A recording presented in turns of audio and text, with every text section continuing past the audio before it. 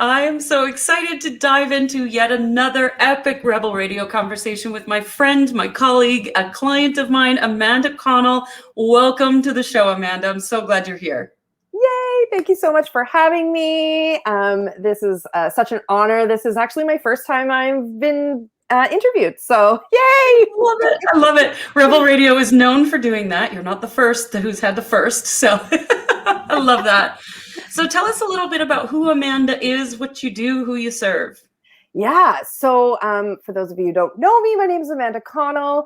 I am a spiritual life and business coach. I'm an EFT tapping practitioner, a numerologist, a certified essential oil specialist. I have been trained in a modality of energy healing.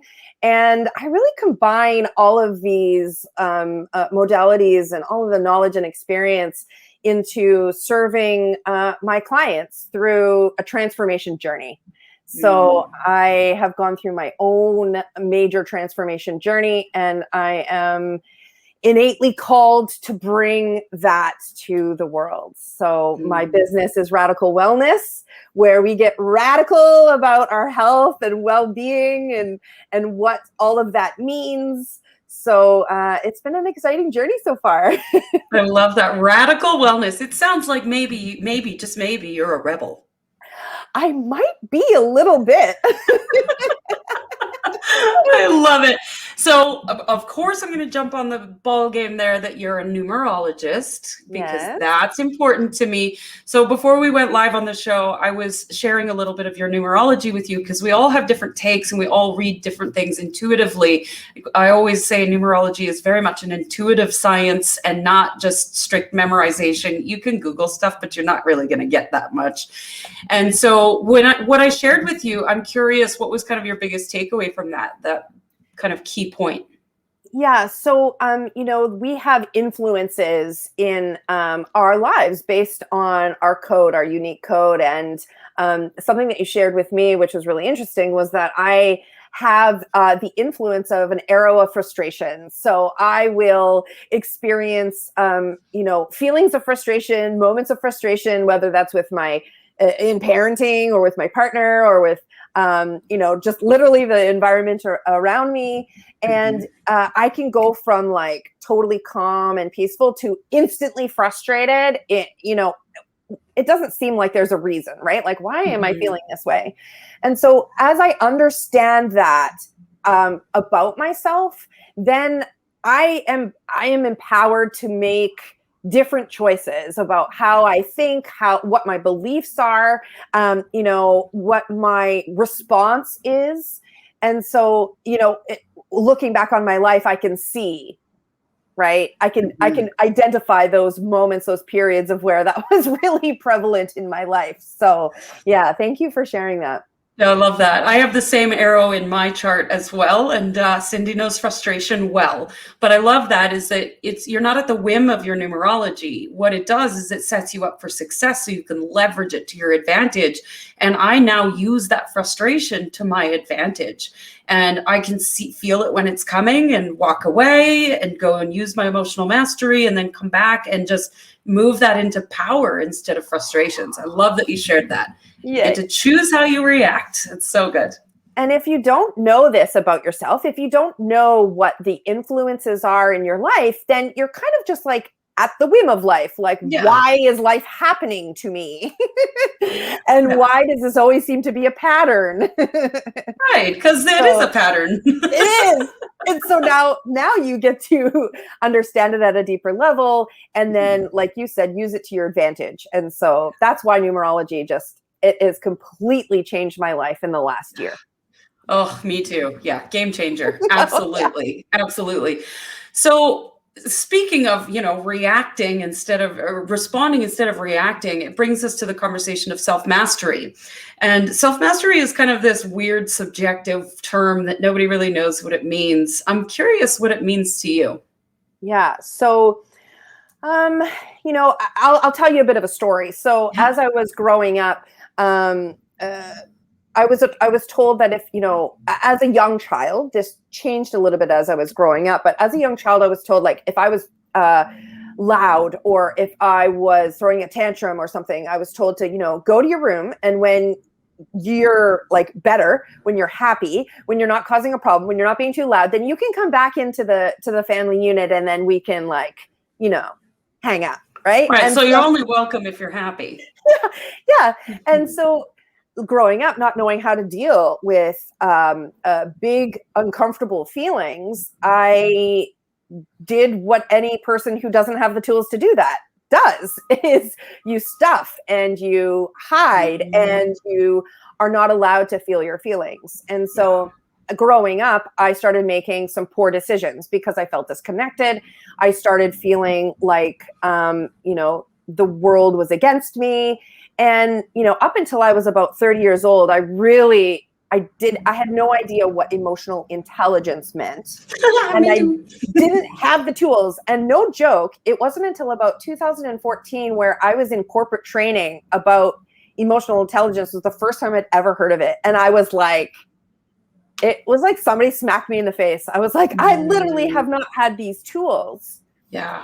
And so when you don't have the tools, you look for outside sources to help you through these big uncomfortable experiences, feelings.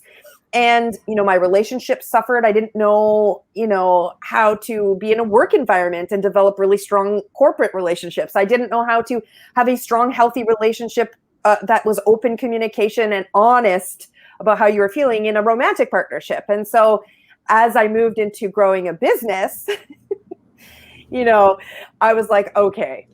And then I had a spiritual awakening in Nepal in 2019. Mm-hmm. And like literally everything changed.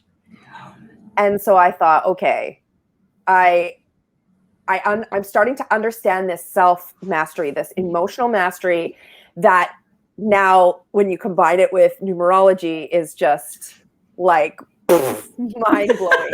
Right? Yeah. Supports me in everything that I do, literally on a moment-to-moment basis. And so understanding that I get to choose how I respond, that I control what my thoughts, feelings, emotions, beliefs, my habits, my actions, my behaviors, I control that. And then I impact the environment around me. Yes. But I get to choose how I respond to the things that are happening around me instead of reacting. Exactly. I love that. And so many of us, I know for me too, when I was younger, I just thought I was at the whim of my external environment, and why are all these assholes around me? And, it just kept going and going and perpetuating. And then I learned emotional mastery. I think you and I have very similar stories. We do. And I was like, what do you mean I have to take responsibility for my own stuff? Right? I hadn't been doing that my whole life. And learning to take responsibility and realizing that you have the power to choose, that was everything to me. And now it supports me so much in everything I do. I love that. I love that you mentioned that, because as I came up with the idea of radical wellness, the original description of like what it is was, you are ready to step into taking radical self-responsibility for your life. That means your health, the way you live your life. And I didn't do that for many, many years. And it saw me on the verge of a total mental breakdown, homelessness, addiction, alcoholism. I was on the precipice. I was straddling that line. And in that moment, I had a choice to go down that road and continue on with not managing my emotions and taking responsibility for myself and the choices I was making. Easy road to go down that road. Well, easy. And then I could choose to go the other route, which I did an abrupt turn and chose the other route. And here we are. Yeah. Also not easy. Also not easy. Yeah. But neither route was easy. No. And if you're choosing easy, then that's a question too. I'm sure glad that you chose the other route. Yay, me too. So one of the ways that you and I started working together had to do with money. And one of the conversations we're really passionate about on Rebel Radio is the conversation around wealth. And wealth, again, is one of those words that can be really triggering, and we don't really have a definition for it. So I'd love if you would just share a little story about your journey towards wealth. Yeah. Well, I first had to understand what the definition of wealth meant to me. So like, the traditional, if you would have asked me before I met you, would have been money. Like wealth is money, wealthy people, wealthy, the elite. This is not something I could ever achieve. This is not something that I would ever even try to set as a goal, to be wealthy or to have wealth or experience wealth.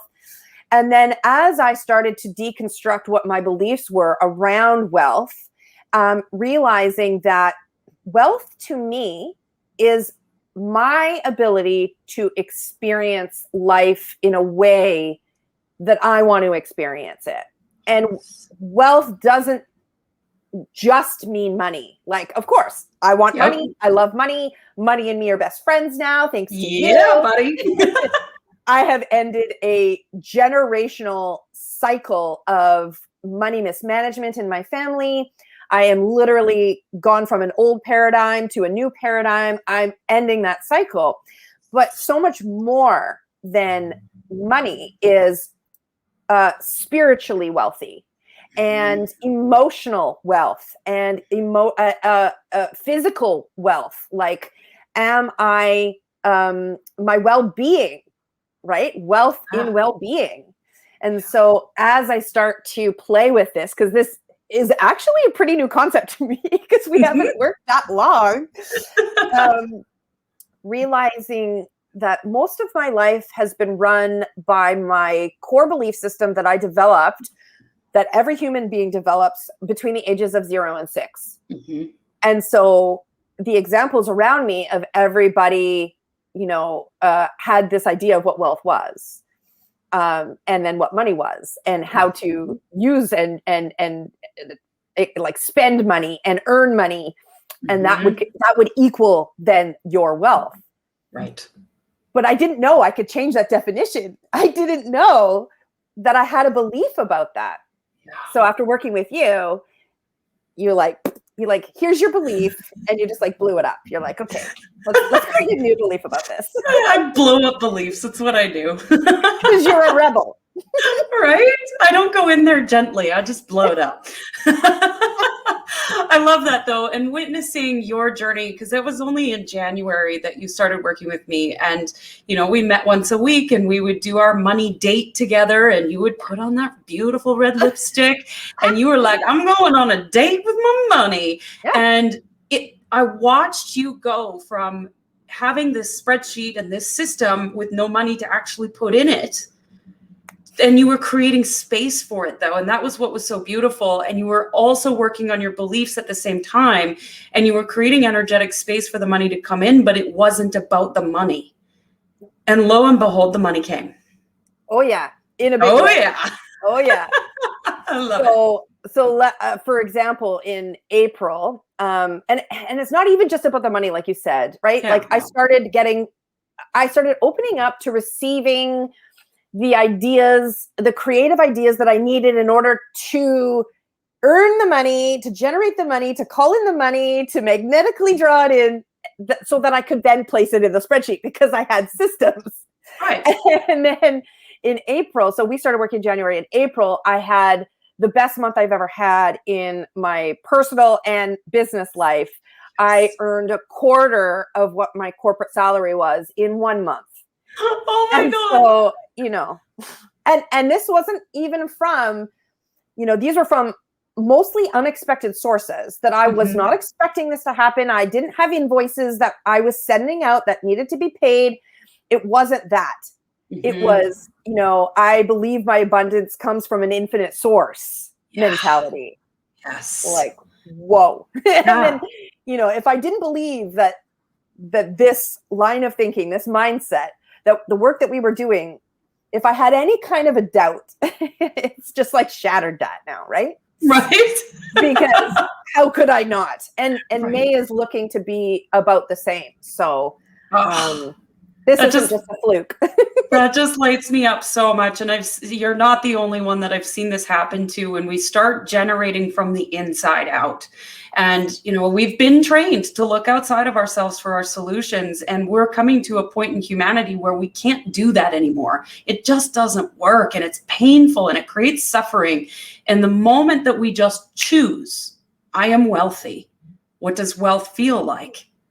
You're freaking wealthy. And the money is just a side effect of the wealth. That's all that is. It's so true. Like, I'll show you this. And this is so funny. I have this sticky note, something that you said to me.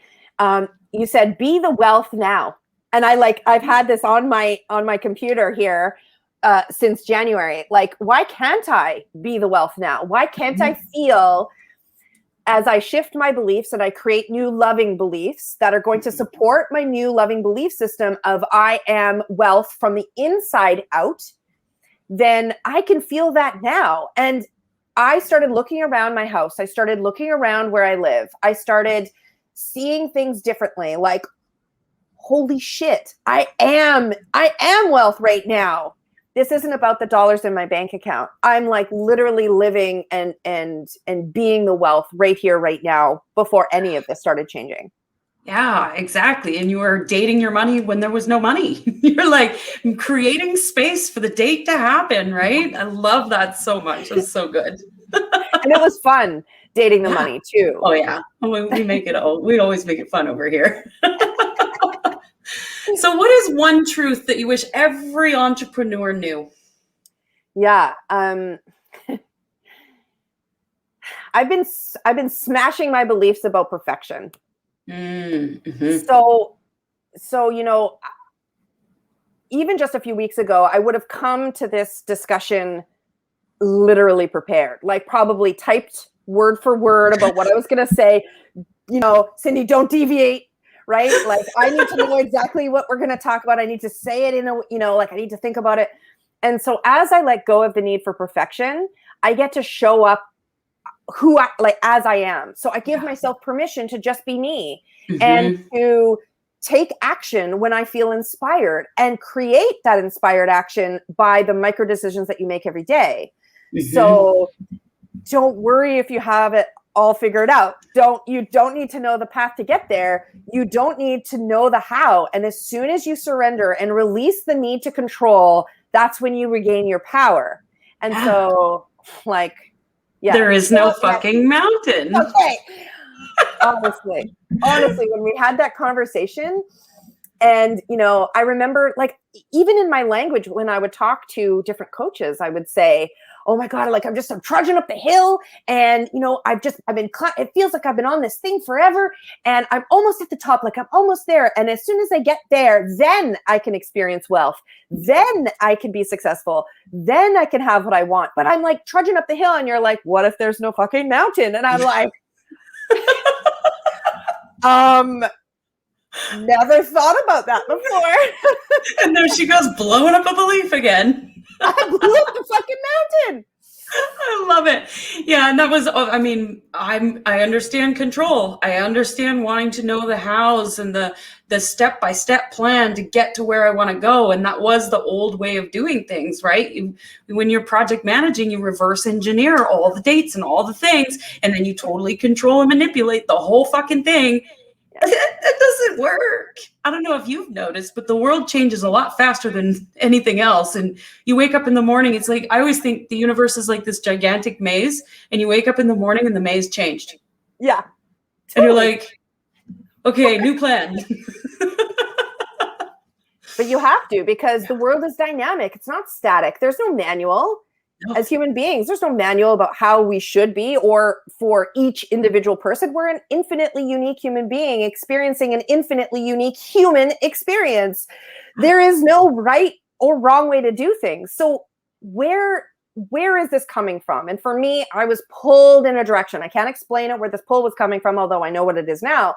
I couldn't explain it. And so I spent a lot of time, banging up against a brick wall because I was forcing it. I need to control. Like, I don't understand. And so as I went through a dark night of the soul at the beginning of 2020, I went through like the most horrible time of my life. And I was put in a position where I got to choose. Do I let this destroy me? Or do I see this as the universe clearing the path for me? Because this is what I'm really meant to do. And so I was like full steam ahead at that moment. I made the decision. And within 3 months of, going through a horrible, horrible time, I literally redesigned my life completely. I was working in corporate, and now I have my own business. I decided to be a life coach, numerologist, EFT tapping practitioner. I just decided to go all in. But if I didn't surrender the need to control, then I wouldn't have been able to be guided into what I was really, truly meant to do, which is what I'm doing right now. So good. Oh my gosh. And honestly, like that brings me back to the conversation about wealth and what you went through with that piece too. And just surrendering to, I am wealthy now. I have this spreadsheet and there's no money in it, but I am wealthy now. And you surrendered to that. And then you got to open yourself up to the possibility of creating whatever the fuck you wanted. And it turned out to be magical. Yeah. You can't do that in corporate. Oh my gosh. I instead of investing in outside sources, I invested in me. Like I literally took all my chips, every last penny I had. I borrowed money. I maxed out credit cards. I invested. I was all in for me because I show up for me. I have a choice now. Either I get really brutally self-honest about the things that are holding me back, which was and I go all in, or I accept that life. And that to me was worse than anything I could have ever done in choices. So I'm all in for me. Yes. Oh, you're gonna make me cry. I love that so much. So thanks for being a part of that. Right? Yeah. Oh, I'm just honored. So what's something that you've discovered about yourself on this entrepreneurial journey? Other than, you're wealthy and an infinite being, because those are huge. But what else have you discovered about yourself? Well, I've learned that if we're not self-aware, so if we don't understand why we are the way we are, why we're acting the way we do, where did these thoughts and beliefs and habits, and feelings come from? If I don't understand that, then it doesn't matter how many personal development courses I take. It doesn't matter, what it is that I do externally to change my life. If I don't get at the root cause of my creation abilities, then I literally cannot change, because the change has to come from within. And I don't really like the word change. I prefer the word like transformation, because there's nothing about me that needs fixing. I am not broken. Yes. But I love to expand. I love to step into the growth and expansion. I love to play with possibilities about what my life and who I am could be. So if nothing changed right now, I'd be totally okay. There's nothing wrong with me. Yeah. But imagine what I could do if I leaned in and trusted. Imagine if I let myself be guided. Imagine the possibilities. And my favorite thing to do. That's what I learned. So it comes from the inside out. Nothing external can help me with that. I love that distinction that you made too, that there's nothing wrong with you. And for all of our listeners out there, I hope that that's really clear, is that, our world says you need to heal, you need to heal, you need to heal. And yes, sometimes there are some things that need to be healed, but in that healing, know that there's nothing wrong with you. You are not broken. Healing to me is just an extra dose of love. That's all it is. Absolutely. And then, sometimes we get caught in the healing loop, right? Well, like we're still focused on healing the things of the past and the wounds and the things that are showing up at the present, that we forget to create what we want. Yes. Like, what if we just shifted that energy of working so hard to heal the past and the wounds and the things? What if we're just like, okay, this happened. I don't actually have to relive it every day and go through it. I can focus all of this energy on creating how it is I want to feel. what it is that I want in my life. And that immediately, I could feel it just saying it, that immediately shifts, right? Oh yeah, absolutely. And yeah, it's easy for us to get caught up in thinking about all the things that happen to us and, you know, all the things we don't want. I don't want to experience that ever again. But if you're focused on it, guess what? You're going to experience it again and again and again. And then you keep going back for healing, which isn't supporting because you're not focused on what you're creating. So this is what we talk about in Brain Game and in Mind Shift is, what do you fucking want? Yeah. Always focus there. Yeah. I love that so much. And that comes back to, like, if you are thinking the same thoughts as you did during that experience, then those thoughts are triggering a feeling, triggering an emotion, triggering a decision, triggering a habit, an action, a behavior. So that's where you start. Is where is this thought coming from? And how can I shift from the default operating system to this new loving belief system that I'm creating? And how can I make this system stronger than the default? Yes. Right? So good. Oh my gosh. Oh, I could talk to you all day, Amanda. Like, seriously, I could just go on and on for hours with you. But time to bring the show to a close. Thank you so much for being here. But as always, we end Rebel Radio with one last question. Okay. What do you dream of for the world? Oh, this is such a big question. But I'm going to go out there. I have a mantra that when I heal, she heals, meaning my daughter. When I heal, you heal. When I heal, they heal. So I want to see the world come to a place where we are healed in this experience, where there's no suffering, there's, you know, everybody's taken care of, all of their needs are being met, all the love and connection that we need and crave and want and desire, deserve happens. But we hear this, I am only one person, I can't impact the world, but you can. And where we start is with yourself, putting you first, filling your cup, because your ripple effect as you raise your vibration impacts the people around you. Yeah. So that's where we're starting. Oh, so good. Thank you so much for being on the show, Amanda. Thank you so much for having me.